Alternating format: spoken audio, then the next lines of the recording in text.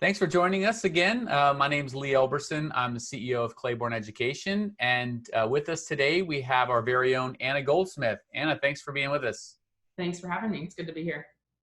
So Anna, tell us a little bit about your background, how you ended up in teaching and eventually tutoring. Sure. So I consider myself very fortunate in the sense that I knew pretty much from very early in high school that I wanted to pursue teaching. It started just with a passion for English. I loved my English classes. I loved the content. So I knew that was something I wanted to pursue, but not really a writer. That's not really one of my skills. So I definitely wanted to go more the educational route and being able to engage with students with English content. And then after college, that just led the door opened for tutoring, and so kind of took it from there. So what do you think is better, math or English? I'll be team English till the day I die, but I do have to admit I'm starting to become a little bit of a math convert. Only specific types of math, but it's growing on me. Okay, you salvaged the answer a little bit there. That's good. So Anna, why don't you tell us, in your mind, what's the major difference between classroom teaching and tutoring? Yeah, it's a great question. I mean, the first thing that comes to mind for me is definitely classroom size and student population, right? Typically in a classroom, we're seeing at least 20 to maybe even 30 students on the high end. And it just, that's a lot of students, right, to try to work with at one time. Versus tutoring, which at Claborne, our main approach is one-to-one, but we also very highly value small group tutoring. So in a big setting, 20 to 30 students, the teacher is trying to cover content and present it in a way that all of those students are going to be able to get something from it, right? And that's really hard to do.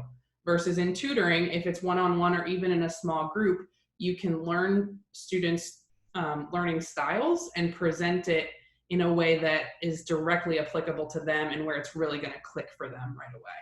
What do you think some of the challenges that students are going to face in this upcoming school year, having to move into it in a virtual learning environment? Yeah, there are a lot, unfortunately, I think, but the two that come to mind for me right off the bat are just staying engaged.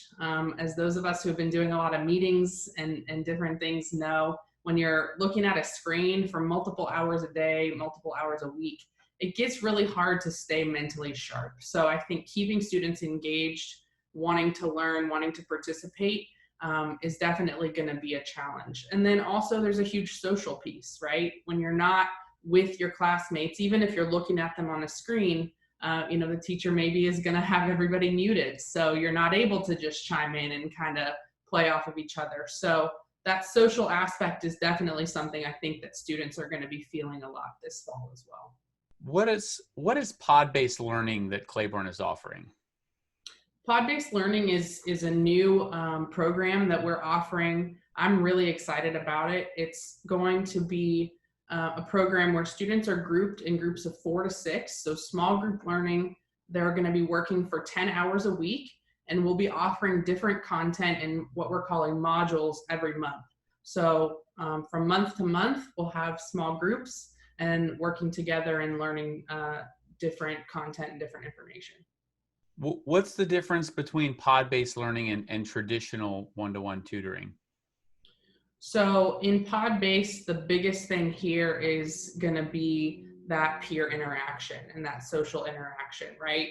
We're definitely planning to include in part of our curriculum some peer teaching and peer instruction. So, scientifically, and that's proven to be a really, really effective way to help students learn is by teaching it themselves, but also then they're getting that social interaction and they're getting a chance to interact with their peers more so than they would in a classroom or in a bigger setting.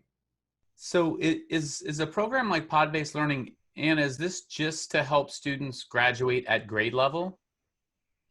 No, I mean, that's definitely a goal. Part of pod-based learning is going to be working with each student once a week in a one-on-one setting to tackle some of those specific needs that they have with their regular school content.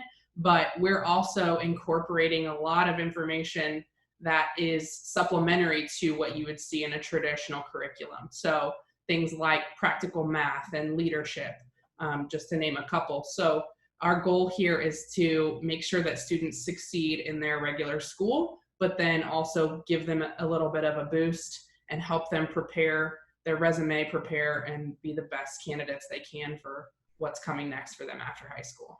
Well, Anna, you're new to the Chicago area. Are there any staples that you have so far, your go-tos? Ooh, that's a good question. Obviously, things are a little bit limited right now, so not a ton of places we can go. There is a restaurant pretty close to my house called Fat Cat that I'm a big fan of. They've got a nice patio, so easy to get some time outside and be socially distant. Other than that, the lakefront trail is where it's at. You can bike, you can walk, you can run. So it's beautiful, and there's a lot of room there to spread out. So those are my two favorites so far in Chicago for sure. So, since you are a newcomer, what advice are you looking for? What do you want to get into while you're there? That's a great question. I mean, I'm definitely looking to build community right now. I'm an extrovert through and through. So I'm a people person. I like to meet people. I like to learn about all the local spots like what you just asked. So I'm definitely looking for tips. I love tacos and coffee. So tips on tacos and coffee, that's what I'm looking for. And then also just some different community to get involved in. So if there's anybody out there who has some places I should get plugged in, let me know. That's great. Well, Anna, thanks so much. We look forward to seeing everything that you do in Chicago, and can't wait to see what happens with pod-based learning. Thanks, Lee.